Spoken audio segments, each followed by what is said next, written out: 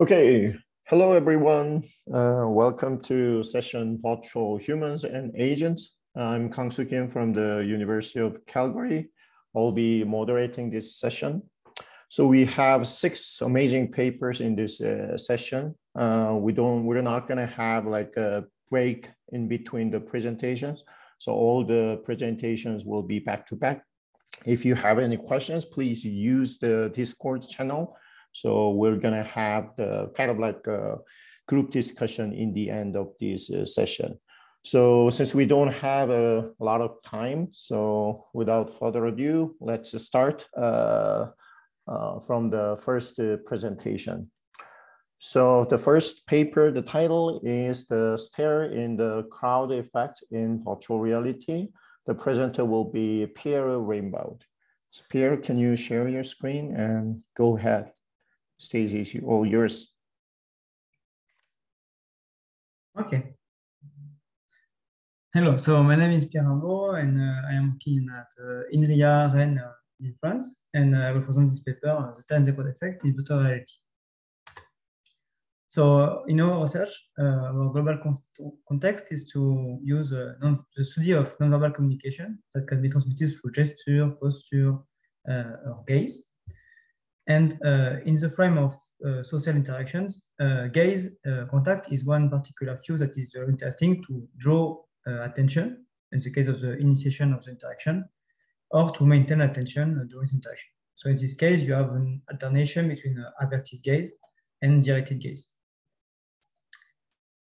Actually, if you can see in this kind of interaction from the gold rush from the Chaplin, it starts with the directed gaze to catch the attention of the public. Then he focuses in his little bread, and then he go back to directed gazes to maintain attention with the different person of in the audience. So then, about this use of gazes, you have different use cases of application that have been done broadly in scientific literature, in particular in robotics, in computer science. In this case, we will focus on. So in one-to-one interaction in robotics, you have mutual gazes to for joint attention. You can also use it for 3D simulation when you, in the case of collision avoidance, so you can use gaze to have as a cue to which direction someone is going. Also in one-to-one interaction with a crowd, you can use it and usually enhance the presence of the user in the environment. So in this case, in VR. Also, when you have virtual audiences, so you can change the behavior of the user because you can also change the behavior of the audience. And still in VR, in one-to-one interaction, you can have another context of asking information, so more social interaction in this case. You can use cues of gaze or also from the emotion itself of the virtual agents. So in this context of the use of gazes with a crowd, you have one effect, which name is stare in the crowd effect, which rely on a search asymmetry about the gaze that you perceive from the crowd. It consists in the fact that users tend to detect directed gazes faster than averted gazes and do more and longer fixations. It has been shown with some picture stimuli, so in this case only some eyes, drawing of the eyes, and also with photography. So this effect seems to be very useful because you can change the behavior of the users that is seeing actually these pictures. But we could say, okay, does this effect exist and remain the same in more immersive situation? Because therefore we could use it for some context, particularly in VR. So in our research, as we want to make the link with this, we want to design some interactive or reactive visual agent. So these gazes, this gaze cue could be useful to have them more interactive. So in this paper, our objective is to study the user sensitivity to eye contact by replicating this stare in the crowd studies, but this time in VR. So our first hypothesis is that this effect is preserved in VR. So in this case, we would expect the same results as previous studies, which means that to have earlier, more and longer fixation toward directed gazes compared to averted. And as in VR, you can replicate some social behavior as they can be influenced by some specific individual characteristic of the users. We expect that the social anxiety of the users would affect the gazing behavior towards the staring agent, which means that you would expect a negative correlation between social anxiety level and gazing time for this condition with directed gazes, as it has been already shown in real life. So in our experiment, we started by replicating this one of the study of the study code, so in this case, the Cran and Atlas study, but in VR. So the task was to observe an audience of virtual agent, as you can see in the picture, and we took some measures, mainly eye tracking data. So all the things related to the fixation and the time you spent towards the agents. And we took the social anxiety score through a questionnaire. We had 30 participants that took part in our experiment. In terms of the stimuli, so they were facing a crowd of 11 agents, 10 with averted gazes, and one with a randomly chosen agent, one randomly chosen agent with specific gaze behavior. We introduced 4 conditions, as in the previous study of Crean and Atloff, 2 static conditions, where you have this agent with an averted or a directed gaze, and 2 dynamic conditions, when you have averted then directed gaze and or the opposite, directed then averted, once the user looked at this particular agent. In this presentation, for time reasons, I will focus on the directed, only on the static conditions, but if you have more detail in the paper, or we can see it in the question afterwards. So about this, our first question about the standard code effect in VR, if we compare these two conditions, in terms of the earlier fixation, we only verified it for the second fixation, not for the first fixation time. But in terms of having more fixation, we do find more because we had more fixation count for the directed condition. And also for the longer fixation, we verified it because with all of our measures, with the dwell time and also for each of the 2 first fixations. So globally, H1 is verified in our study. And about the individual factors for the social anxiety, for the directed, in the case of directed gaze, we do find this correlation, a negative correlation between dwell time and social anxiety. So H2 was also verified. So this factor influenced this effect. So if we discuss this compared to the previous results, we have the same, we are also in line with photographic stimuli results. And for the social anxiety, we found it in VR, which was not the case actually to the previous study with photo. But in terms of limitations, we could have improved our model and the animation used. Also, we didn't take the typical measures like presence of social presence, and these findings cannot be generalized to all situations. So as future work, we want to extend our results to more complex social interactions. So to see this influence in social decisions, for example, with a crowd and with dynamic conditions, which mean dynamic users and a dynamic crowd of virtual agents. So we can see the effect on pathfinding, also in proxemics and body motion cues. That's all for me, and we can go to the next speaker. Okay, thanks. Thanks a lot, Pierre. And next paper is, the title is Virtual Humans with Pets and Robots, Exploring the Influence of Social Priming on One's Perception of a Virtual Human. The presenter is Nahal Norouzi from the University of Central Florida. Thank you, Kangsoo. Can you see my slides? Okay, thank you. So hi, everyone. I'm Nahal Norouzi, and I'm going to present this work on behalf of my co-authors, Matthew Gottsacker, Dr. Gerd Bruder, Dr. Pamela Wisniewski, Dr. Jeremy Bailenson, and Dr. Greg Welch. So starting with a brief introduction, there has been extensive research on virtual humans over the past 20-30 years, and researchers have been trying to identify the different influences virtual humans can have on real humans. And because in many cases, these virtual humans have been deemed influential, they have been used in a variety of applications. For instance, for training of healthcare professionals, to job simulation training, or as mental health counselors even. And very broadly speaking, when researchers in the past try to understand what characteristics of virtual humans are influential, again, very broadly speaking, they vary two types of categories of characteristics.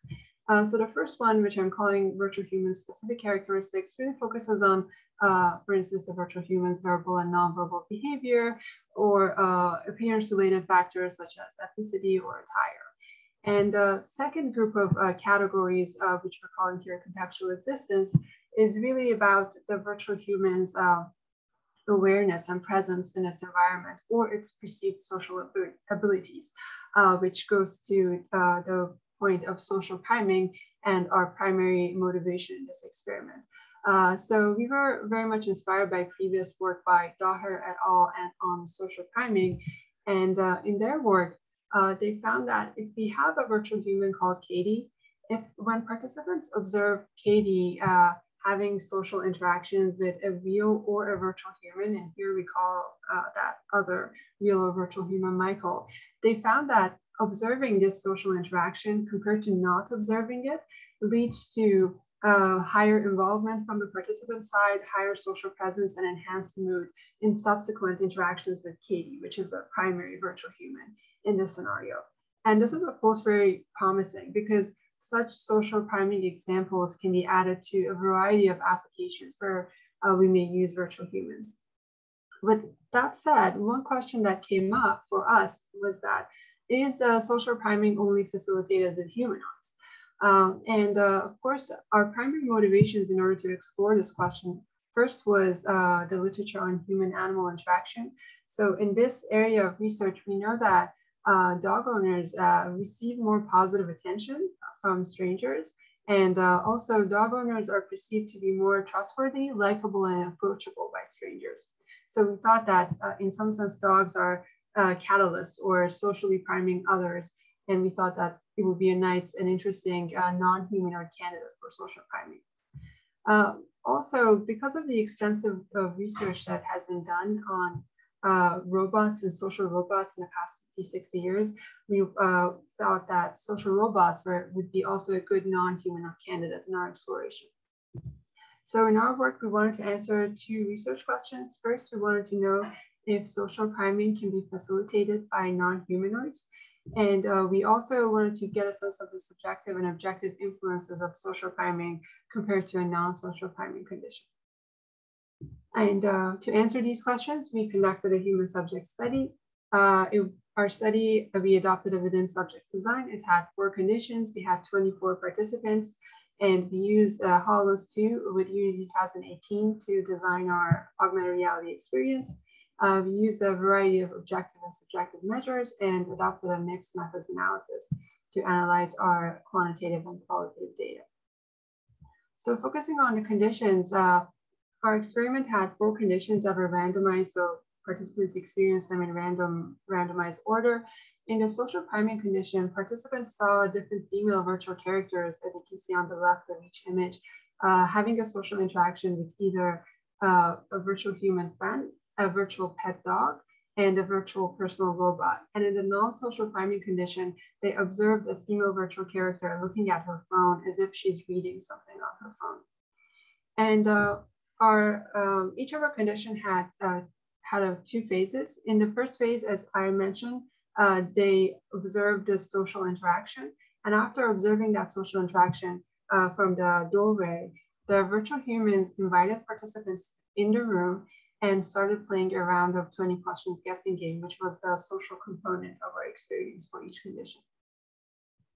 So focusing on some of our findings, we found that in the conditions where social priming was facilitated by a virtual dog and a virtual human, participants found the female virtual character, the primary virtual human, to be warmer, friendlier, and more likable. And these are characteristics within the effective attraction questionnaire. Also, for all of our social priming conditions, we found that compared to non-social priming, participants felt more inclined to interact with that virtual human in the future. Focusing on some of the themes that emerged from the qualitative analysis of our semi-structured interview, in general, a majority of our participants felt more positive and pleasant in the social priming conditions. And it was interesting that some of them, for instance, mentioned feeling welcomed more or greeted better, even though the virtual humans were always welcoming and greeting everyone the same. And there were two themes that were specifically focusing on the non-humanoid entities that we use. So in general, participants found the virtual dog and the virtual robot as more exciting and surprising in a positive way, and they felt more invested and curious because of it. And we also found that individual differences is an important factor here because, for instance, a few of our participants mentioned experiencing social anxiety with the virtual humans, but not experiencing that when the virtual dog or the virtual robot was present. So going back to our research questions, we found that social priming can be facilitated with non-humanoid entities such as virtual dogs and virtual robots. And this facilitation, of course, leads to positive perceptions of the primary virtual human and also in general creates a more engaging experience. And thinking about a future work, it's the research question here is of course a very broad question. It can have various different answers. But basically when to choose non-humanoid agents and for whom. But going back to some of the things we know from non-humans in the real world, we know that real animals are known to be non-judgmental and encouraging entities, for instance, from literature on animal-assisted therapy. And we also know that virtual animals are shown to have similar effects.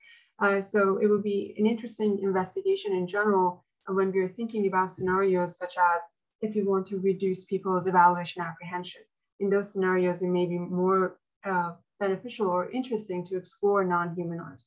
Or if we have users that experience high levels of social anxiety, and in that case, it would be interesting to add non-humanoids to the experience.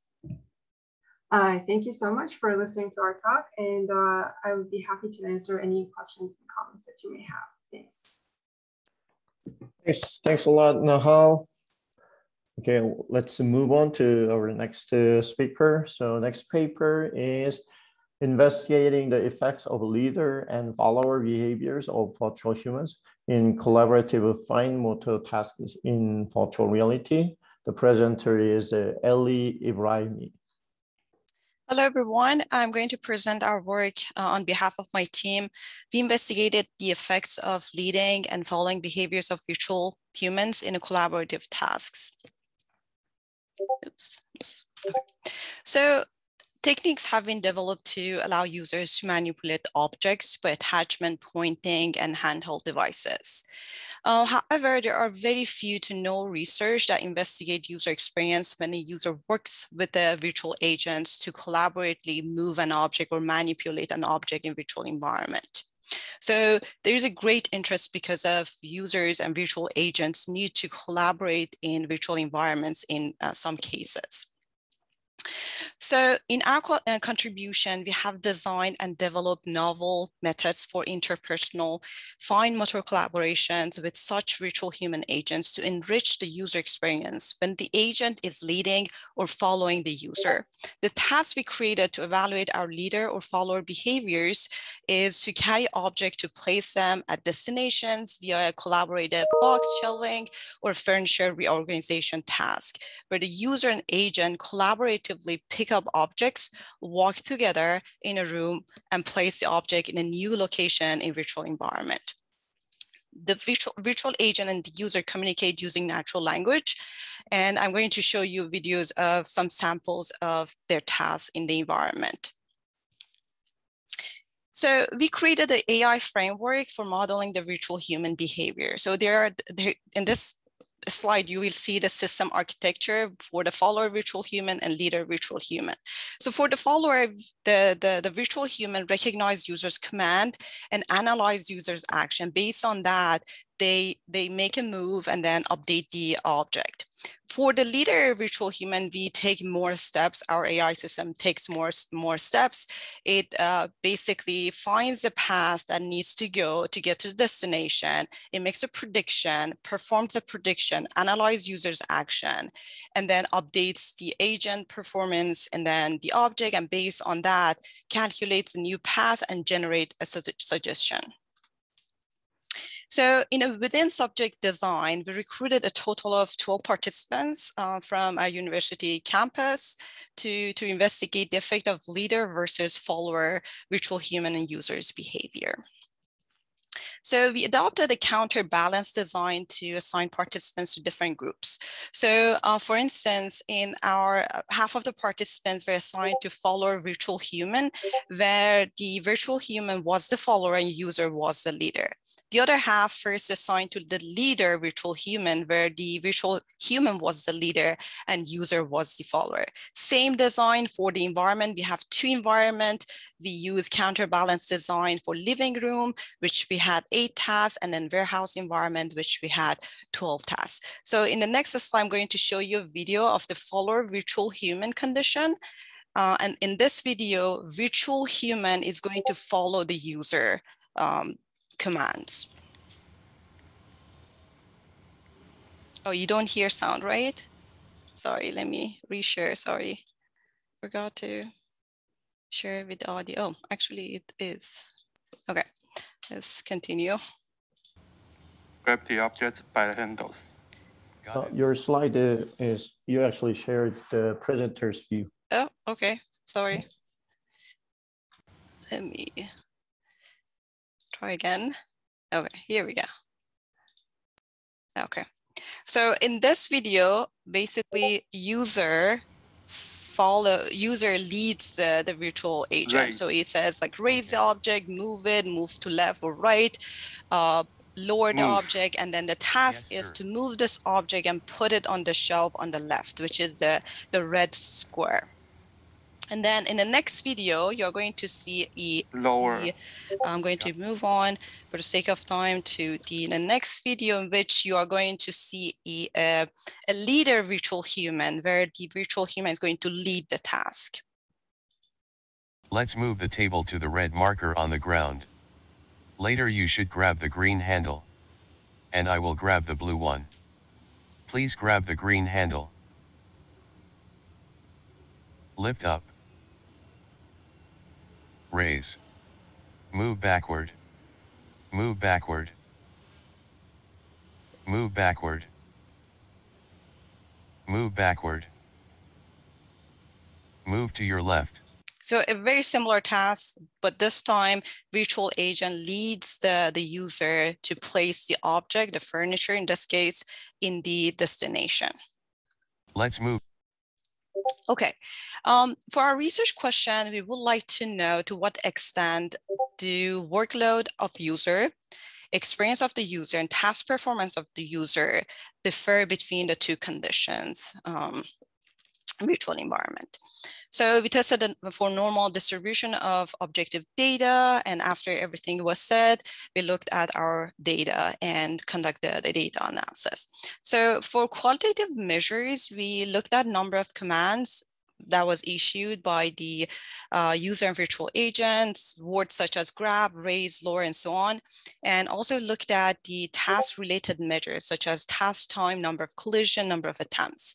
And we didn't find any significant difference, showing that two conditions were very similar. We also looked at subjective measures such as NASA TLX, and the results from that show that the mean weighted workload score was significantly higher in leader virtual human as compared to follower virtual human. We also looked at game experience questionnaire dimensions such as core module, social prison module, and post-game module, and we didn't find any significant difference. So, summary of result, the results show that participants had experienced similar user experience, game experience, and feelings in the two conditions. Also, participants in the leader virtual human condition took higher number of attempts to finish a task than that in the follower virtual human condition. The participants in the leader virtual human condition require higher workload than that in follower virtual human condition. And finally, the qualitative result indicated that user had positive comments on both types of virtual humans. So in general, in collaborative near field fine motor tasks with interactive virtual human agents in VR, if efficiency and overall workload overload costs are a concern, then developers can consider using a responsive or follower virtual human instead of a leader agent. And with that, I thank for your attention. Okay, thanks a lot, Ellie. Next paper will be presented by Ali as well. So the title will be an evaluation of native versus foreign communicative interactions on users' behavioral reactions towards effective virtual crowds. Please go ahead, Ellie. Yes, thank you again. For this work, we evaluated the native versus foreign communication in virtual environment. So in recent years, many research investigated the influence of emotional agents on user perception and behavior. However, studies focus on language as a mediator of emotion on users' reaction to conversational virtual humans have not been investigated deeply. Thus, in this work, we empirically evaluated how users' nonverbal behaviors are affected by native versus non-native mediums of communication during interaction with a virtual crowd of emotional virtual humans. So based on the existing literature, we have two main hypotheses. The first hypothesis is native communication will elicit different behavioral responses than non-native communication. And our second hypothesis is that the emotion of virtual crowd, such as positive, negative, mixed, neutral, will moderate the effect of language modality on users' behavior reactions. So this experiment presented a 3x4 between subject design. We have 3 language familiarity conditions. So we have English familiar, so US English. We have English foreign in Taiwan English, and we have Mandarin familiar, which is Taiwan Mandarin. And we also have 4 virtual human crowds, positive, negative, neutral, and mixed. I'm going to show you video and pictures of each of these conditions. So in total, we recruited 180 participants for this study. So that means 15 participants per condition. So here's a short video of what happens in VR. So participants' task is to find 10 objects in virtual marketplace. So, oh, back, okay, let's play. Hello? Hello, how are you? Where can I get tomato? Go in this direction. Thank you. No problem. So a user can ask pedestrian or vendors for directions, for help, and things like that. So that was the interaction between the user and a pedestrian, virtual pedestrian in virtual environment. So here we have different conditions for emotional virtual human conditions, so positive, negative, neutral, and mix is mix of all 3 in virtual environment. The first part that you saw was the US English, and this part is Mandarin part of the experiment.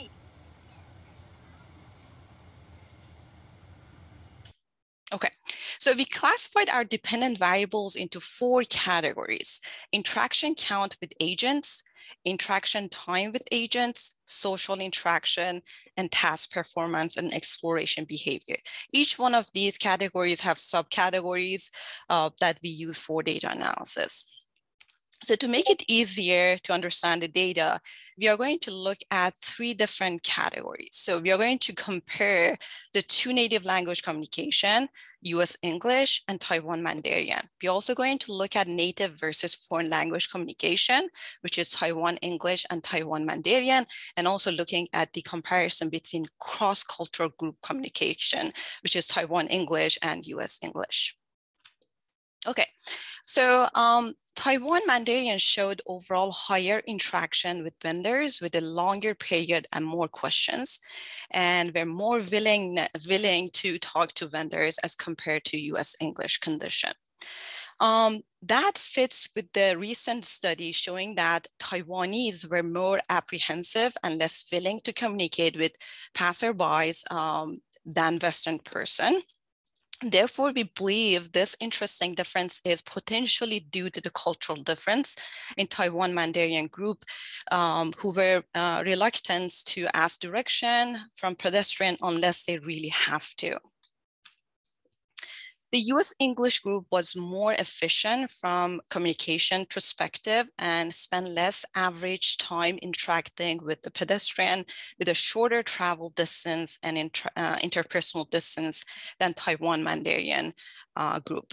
Thus, our result in the virtual crowd matches that of real-world observation stemming from intercultural differences in human, show that Far East Asians tend to keep a larger interpersonal distance than either Hawaiian, Japanese, or American Caucasians. Looking at native versus foreign language communication, participants with their native language, Taiwan Mandarin in this example, spend a significantly higher total time in simulation, and the mean number of agents users looked at was also significantly higher as compared to when they spoke in a non-native language with agents. However, interestingly, we found that mean averaged looked at time and mean greeting counts were significantly larger in Taiwan English group than in Taiwan Mandarin group, thus indicating that in the same virtual crowd scenario of mixed looking agents, the participants greatly engaged and showed more interest when they could speak with the agents in their native language as compared to foreign language. Although we find that overall the interaction time with agents and the number of agents the participants looked at were higher in native language interactions, we find that in non-native conversational interaction, the participants tended to spend more time looking at agents during conversation in order to pay close attention to agents' dialogues and clearly understand the agents' communication. Looking at cross-cultural group communicating in English, participants in Taiwan English condition had significantly higher mean total time and mean total travel distance in virtual crowd simulation as compared to US English condition, which is very similar to our findings between US English and Taiwan Mandarin result. Similarly, we found that the mean interaction time was significantly higher in the Taiwan English group as compared to US English group. This seems to indicate that participants in US English were interacted with the agents in a native language were significantly more efficient and needed to spend less time with the pedestrian to acquire direction to vendors and locate items than participants interacting with the agents in the non-native language. So to summarize the result, our study suggests that users' social non-verbal behaviors towards virtual agents may differ depending on the modality of the communication, native versus foreign language that they use. And then there are also cultural differences that can moderate participants' behavior toward virtual agents. And with that, thank you for your attention. Thanks a lot, Ali, for both of those papers. And then our next paper is the effect of virtual humans making verbal communication mistakes on learners' perspective of their credibility, reliability, and trustworthiness. The presenter is Jacob Stewart from University of Florida. Hi, everyone. I'm Jacob Stewart, and this is, as said, was my presentation on the effect of virtual humans making verbal communication mistakes on learners' perspectives of their credibility, reliability, and trustworthiness. So our previous work and previous work from White et al. Shows that learners struggle to notice potentially life-threatening verbal communication mistakes made by virtual humans. If translated to the real world, these mistakes could lead to patient injury or even death. So we came in with 2 research questions. How frequently are virtual human mistakes identified by learners? And 2, how do virtual human mistakes impact learner perceptions of the virtual human's credibility, reliability, and trustworthiness? And other research questions are discussed in the paper, but we're going to leave them out here for simplicity. So we had 80 nursing students enrolled in a health assessment course at the University of Florida participate in the study. The interaction began with informed consent, and then they completed a pre-test about their triage knowledge, and then they would watch a pre-brief video that informed them of their upcoming role where they would act as a nurse observer. So they would watch the scenario take place. Then students watched a virtual nurse assess 2 patients, And then for each patient, the interaction was broken into 3 parts.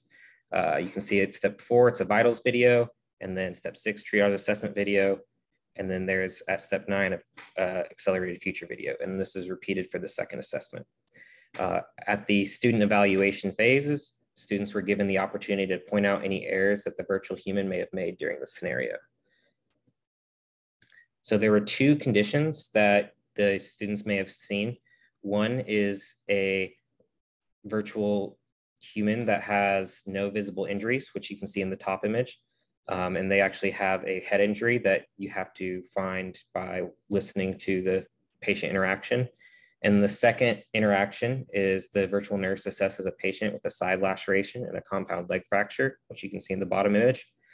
For the second assessment, users either saw a repeat of the same injury or they saw the injury that they did not see in the first scenario.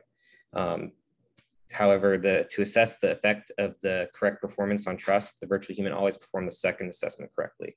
And this procedure was done to counterbalance any type of ordering effects. So what we did with the conditions was the top condition is there's 2 types of errors that can occur. So if viewing the top scenario first, users saw the virtual human commit a wrong medication error. If this error had the virtual human provide a medication to the patient that they previously stated they were allergic to. And these types of errors can occur frequently in the real world.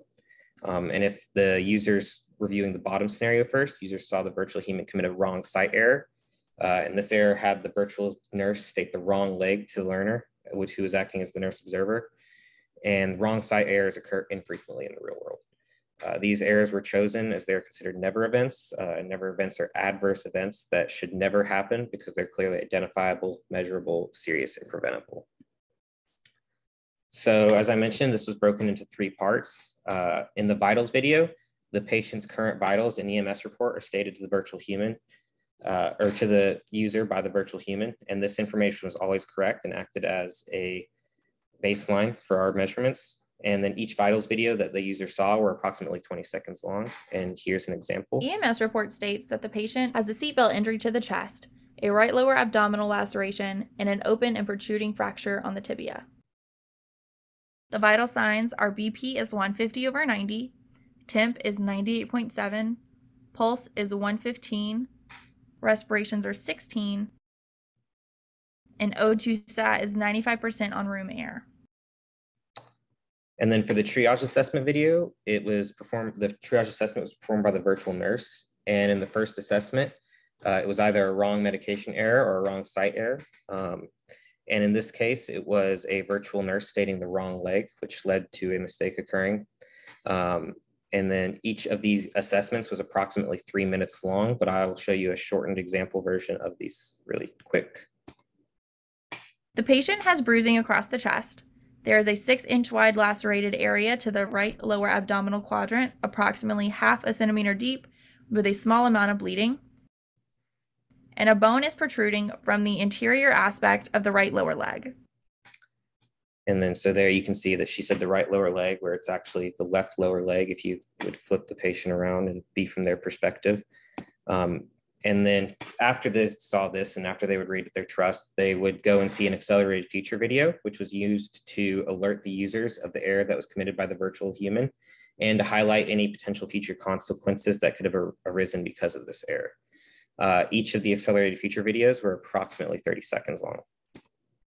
Because of mistakes made by my medical staff, I'm now missing both of my legs. The series of mistakes originated from a nurse giving a medical report and simply stating the wrong leg. I was in so much pain that I did not notice her saying it was my right leg that was injured instead of my left leg. I trusted her to do her job and put my care first. I trusted the medical team on my case to help me, to heal me after an accident. Instead, their mistakes have altered my life forever. So for our first research question, we found evidence suggesting learners are more likely to identify frequent verbal communication mistakes made by virtual humans compared to infrequently occurring mistakes. And as mentioned previously, we used the 2 types of medical errors in this work, the one that occurs frequently and infrequently. We found that only 4.76% of the students that viewed the infrequent mistakes noticed the error, while 56.41% of the frequent mistakes were noticed. Ideally, we would want all of these numbers to be higher. So that is something to consider with future virtual human simulations. And for our second research question, we found that virtual human mistakes, when recognized, negatively impacted user perceptions of the virtual human. This was somewhat expected. And you can see the big drop after they were alerted of the error from the first accelerated future video. But what we found was this decline was temporary for trustworthiness. And this may indicate differences in how users perceive virtual and real humans. The temporary nature may be a benefit in some cases, but in this case, it would probably be seen as a negative, as you would not want the virtual nurse that's making mistakes to necessarily be trusted as much as a trustworthy virtual nurse that makes correct actions. And we'd say as a result, virtual human designers should probably keep this in mind when designing future interactions. And so the key takeaways that we would want to take away from this is, one, that learners struggled to identify uncommon verbal communication mistakes committed by virtual humans. And these mistakes could have life-threatening consequences. So when designing future simulations, this needs to be kept in mind. And then two, the temporary nature of the negative perceptions potentially highlights differences in how users perceive real and virtual humans, and that this could have potential benefits or drawbacks depending on your virtual human application. And we'd like to say thank you for watching, and we'd like to thank the National Science Foundation for the funding provided to make this work possible. Thanks a lot, Jacob. Thank you. And the last but not the least, the last paper is the one crowd single user generation of crowd motions using virtual reality. This is the TVCG journal paper, and the presenter is Tyron Yin from India.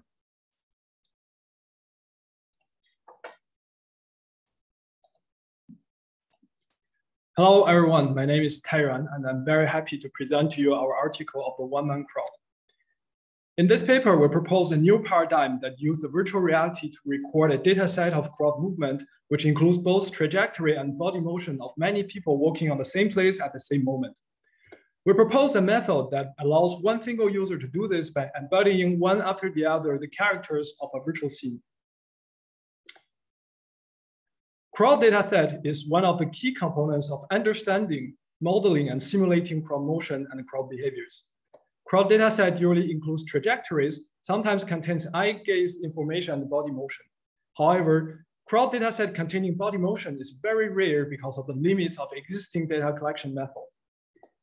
In the context of our paper, there are two sources of crowd data set: laboratory data, which is collected through controlled experiment, and synthetic data, which is generated by crowd simulation. But both of them have their own problems.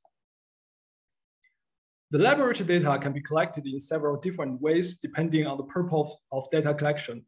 For instance, real crowd experiment is the most frequent method. It offers large crowd motion, but can be very difficult to organize, and it doesn't give us full body motion. So in order to get full body motion, we can think about using motion capture, but it can only capture small groups. There's also virtual reality, which provides an additional option of data collection, but it's usually only employed for a single user experiment. And an alternative way to acquire crowd data is to generate synthetic data using autonomous agent. But by doing so, the realistic level at macroscopic scale is potentially reduced. Here we're talking about the emergent patterns. And the problem of using autonomous agent is that the performance of the agent is not able to outperform the algorithm behind these agents. This means that if the agent's local behavior is not sufficiently realistic, then the simulated emergent pattern won't be realistic either. So our motivation to propose the one-man crowd paradigm is to create a method that uses both virtual reality and motion capture, but is still able to collect data for a large crowd with realistic emergent patterns. To remind, the global idea of our method is to let one single user to embody different characters. We call this S2N, standing for the single user to generate N characters. This is an illustrative video of our method. On top right, we see a character with a red outline, and this character is the self-avatar of the user. And during the first trial, the user embodies the first character in the scene. His motion will be recorded. And during the second trial, The user embodies the second character, and this time he can see another character moving in front of him. But this moving character is just a replay of the user's motion during the first trial. And during the third trial, the user embodies the third character, and there are two moving characters, which are just the recorded animation of the first two trial of user's motion. So this process will go on just like this until every character's motion is generated.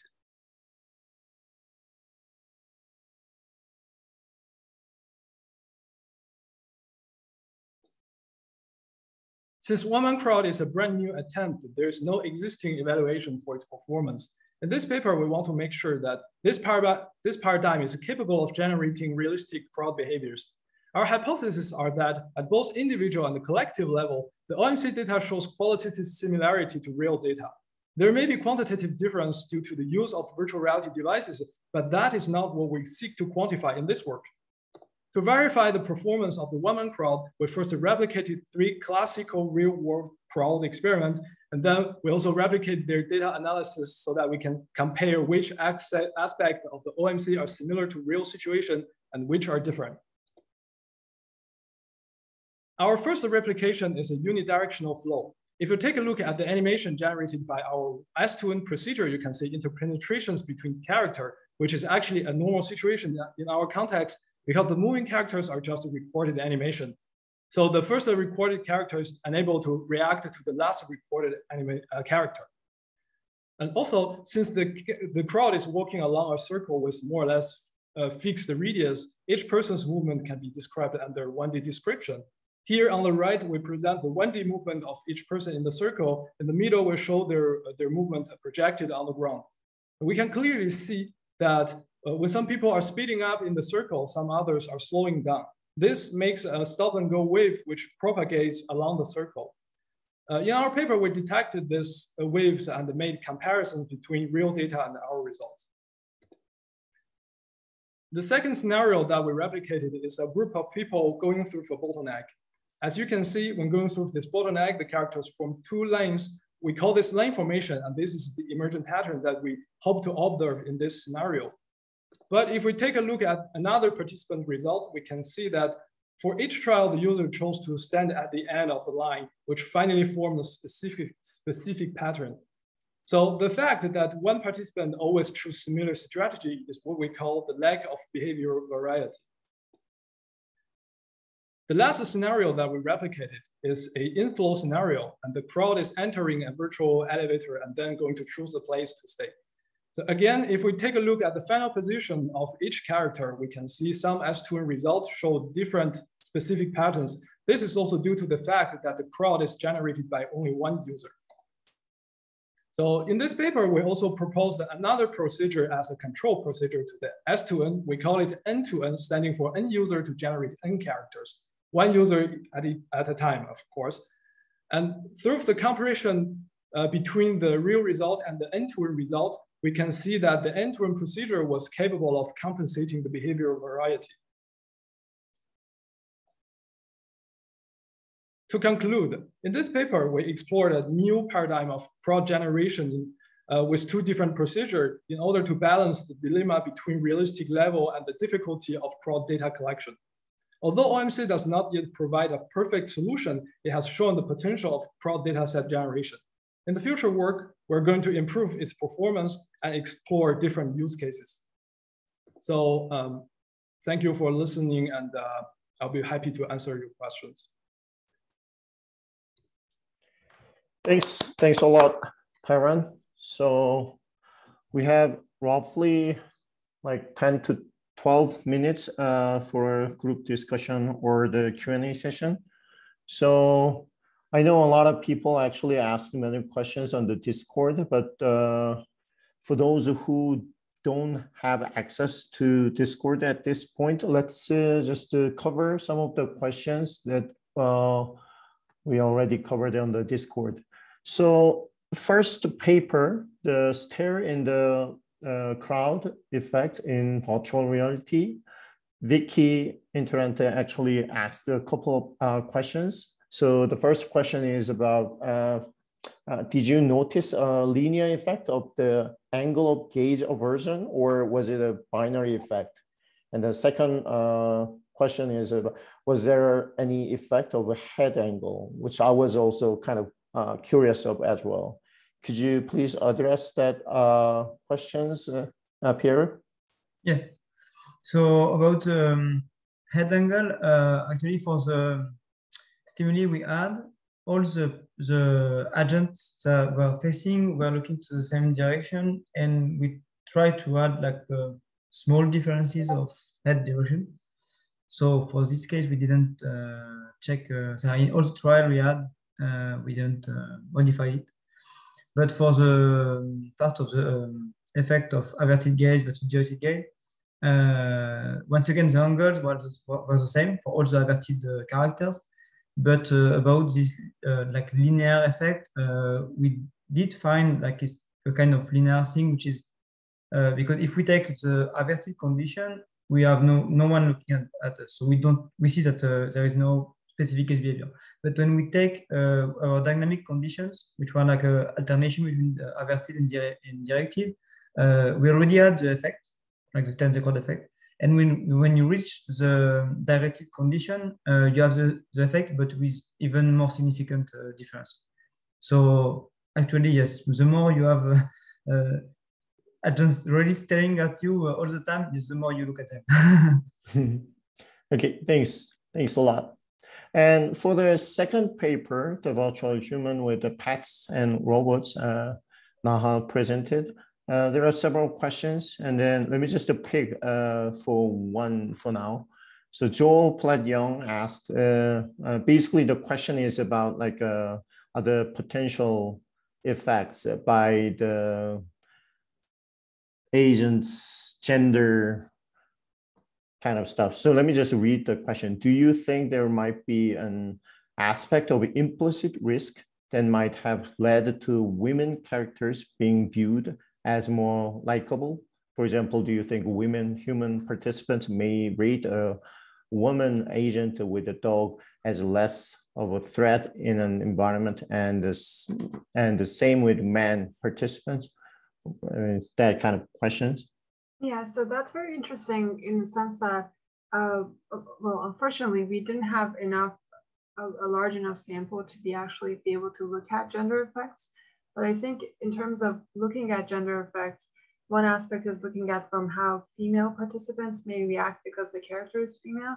The other aspect would be that we saw that the few participants that mentioned social anxiety were in front of the female virtual character were male.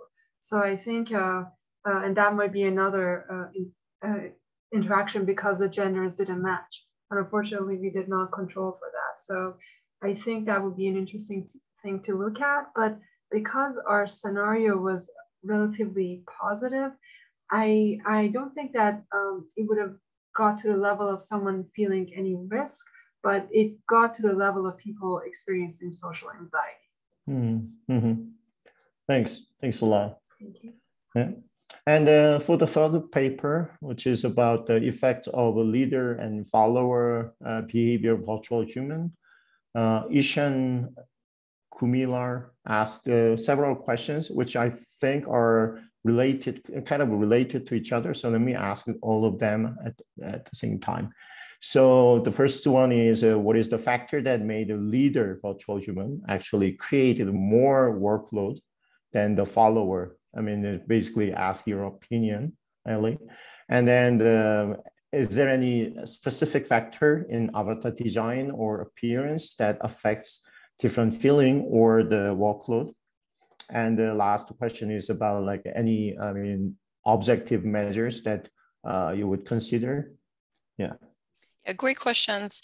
So regarding the first question, what we believe is in later virtual humans, users were so focused on following the virtual human that it made the workload to be rated higher as compared to where they were leading. So when we had follower virtual human, they were leading the scenario. So they were like free of like following someone else in virtual environment. So that caused them to have less workload. So that is what we believe. For the second question, do you think there is any specific factors in avatar design or appearance? Yes, that is actually one of the things that we want to do for our future work. We want to look at the avatar's appearance and combine our second study with our first one. So have like positive, negative, neutral, and mixed kind of avatars in the environment, and to see if that has any effect on performance.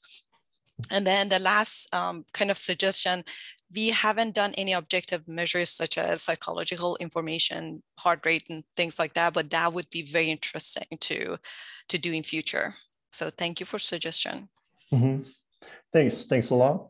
And for the fourth paper, which Ellie presented as well, about the native versus foreign communicative interactions. I was just wondering, I mean, if you have any particular like practical scenarios that your findings will benefit. For example, like language learners training scenario, that kind of stuff, how your research, your finding could benefit to that kind of so one of the very interesting things that we found was many of the stuff that we observed in our result matched the real world scenarios. Like if you look at our literature review, there are so many studies that are looking at humans' behavior. They're like interpersonal distance, for instance, how they communicate with other peoples in different cultures. And what we observed in VR was very similar to what we see in real world, which was very, very interesting. And I think we only looked at two cultures, like people in US and then people in Taiwan. It would be very interesting to see if other peoples are interested to collaborate, to look at more cultures, more languages, to see if we observe similar behaviors all around the world, not just in two countries. Mm-hmm, mm-hmm. Thanks a lot. And for the fifth paper, Jacob, Vicky also asked us multiple questions. So the first one is, how does people's recognition rate of these frequent and infrequent errors compare between VR scenarios with virtual humans versus in real life practice training with actors? And then the next one is kind of related to the effects of the virtual humans' gender. I was also kind of wondering, what if the agent looks older, or like age effect kind of stuff? Yeah, so for the first question, what we found, we didn't actually look at these with standardized patients ourselves, but looking at other papers that have looked at this similar things, the frequent error with the virtual human fell in line similarly with other work. But what we found was the infrequent error was also still just pretty far below what you would see in other similar works. And then as for the characteristics of the virtual human, in this work, we didn't really notice any because we tried to keep the virtual humans as similar as possible for each condition that they would have saw. And the reason that we chose to do this was because we know that other factors can influence how people perceive the virtual human. So if we did gender, we weren't sure how that might change people's perceptions of a wrong medication, since gender can affect how people prescribe medication. And so we kind of wanted to try and keep that as controlled as possible for this study. So we didn't really get to look into that, but I think it would be a great avenue for us for future research. Mm-hmm. Thanks a lot. And for the paper, the one-man crowd, Tyran, Shindin Karlu asked a question: how can this be used in the emergency situation evacuation to, say, measure bystander effects? So if I understand correctly, the bystander effect that we're talking about here is the fact that during the emergency evacuation, you have the tendency to follow other follow what they do, right? So in this case, I think we can just start from some simple scenarios that you have this virtual scene in which you have two different doors, and you tend to choose the right door to evacuate from the scene. And I think in this case, we can just use this one-man crowd paradigm to study how people tend to follow each other in this case. I just have a quick question. I saw the paper and then you only consider the male participants at this point. Do you have any other like a future plan to include like a different genders or like a different formation of this simulation? Yes, this is actually a very interesting question. I've been asked this for several times. And so the reason that we chose this only male gender participants is that we need to compare this with some formal works which only have male participant. But the problem that we had is that you have to have the same gender character inside the virtual scene to make sure that their behaviors are not influenced by the effect of genders.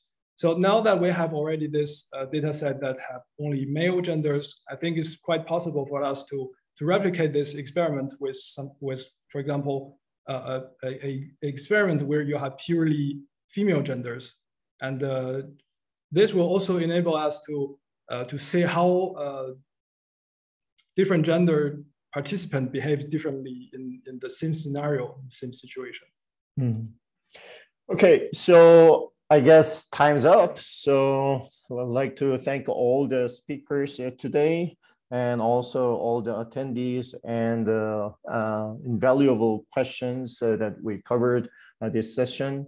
I suggest you to use that Discord channel for further discussions. Even like you guys can like make a connection and then like have a separate discussion. So this is the end of this session, the virtual humans and agent. Thank you for your attention and participation. Thanks. Bye for now. Enjoy the conference. Thank you, everyone. Bye. Thank you. Bye. Bye.